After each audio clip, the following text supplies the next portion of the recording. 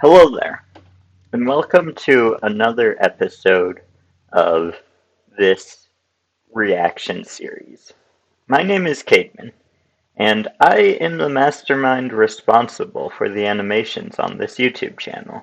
But today we're going to listen to famous author Brandon Sanderson and well-known writing YouTuber, booktuber, Hello Future Me.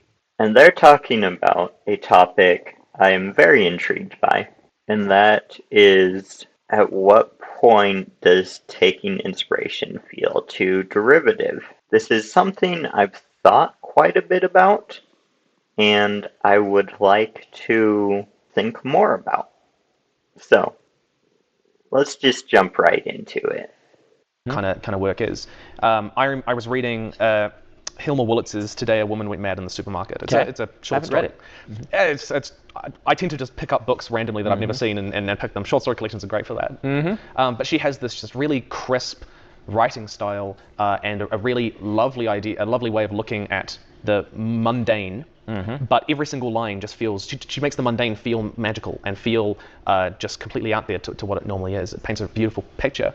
And that style of writing really inspired me. And so, I sort of practiced that a little bit. And the more you practice kind of styles that you've read and that you've seen, the more it becomes your own, the more it evolves because you're incorporating other people. Yeah, I think by reading other authors or looking at other things, you can take parts of it and use it to sort of establish your style. And the more conscious you are of your influences. Being conscious of your influences is a way to get away from this sort of paranoia that you're going to accidentally just write something that's been written before, which the more professional you get, the less you have to worry about it. The more you practice. Like, this is a thing that happens to all of us with our first book. They're very derivative. Usually our second story or whatever stops being so, right? Like, you get out of that very quickly. You find your voice. And even if you have echoes of the things that inspired you, that's okay, because you're now part of the dialogue. You're part of the discussion. You aren't just rehashing. You're adding who you are to it. And this happens really.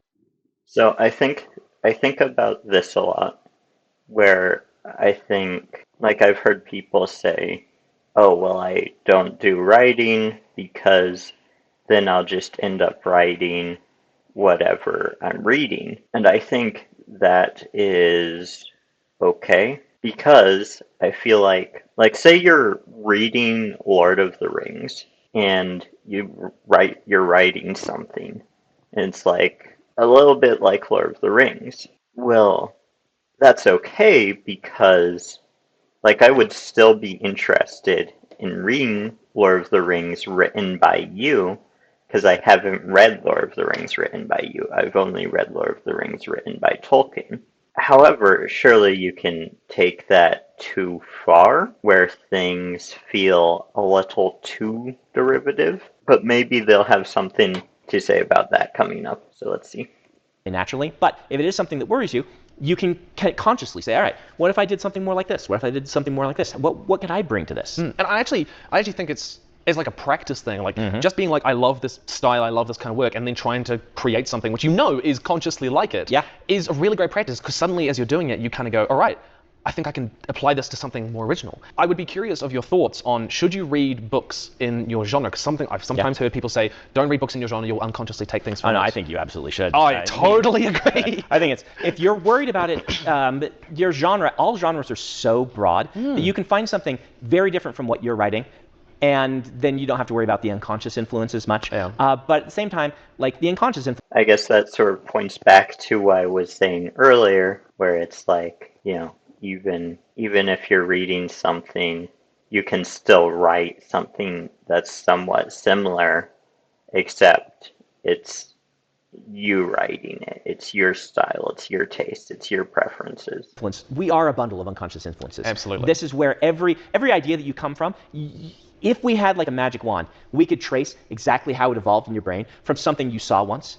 And so it's inevitable. And if you don't read in your genre, you're gonna be one of these people who calcifies into writing in a certain way and the genre will move on. Yeah. And you won't change with it. And I just think that's kind of a sad thing, right? I think we all want to be evolving and getting better and continuing to be part of the discussion. Yeah, and I found writing short stories just massively great for that, because you get to so very quickly, short stories and novellas, you get to so quickly do something different and different style, different concept, and you get to learn, even though you get to sort of take a lot more inspiration very quickly and deal with it and learn from it. My one major award in a writing category is for when I did that with The Emperor's Soul, where I said, I just need to write something very different from what I'm writing. I want to practice writing something very different. And went and wrote a story that takes place in one room, basically, when, I tend to have these big, sweeping, grand epics. And it was, things came together for that story. And it ended up winning the Hugo, right?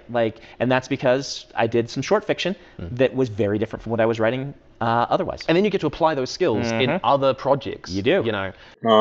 This sort of goes back to a reaction I did, a different reaction to Brandon Sanderson, where he was giving the advice to try different genres. But yeah, if you try and write something different from what you would normally write, then you can bring elements of multiple things together.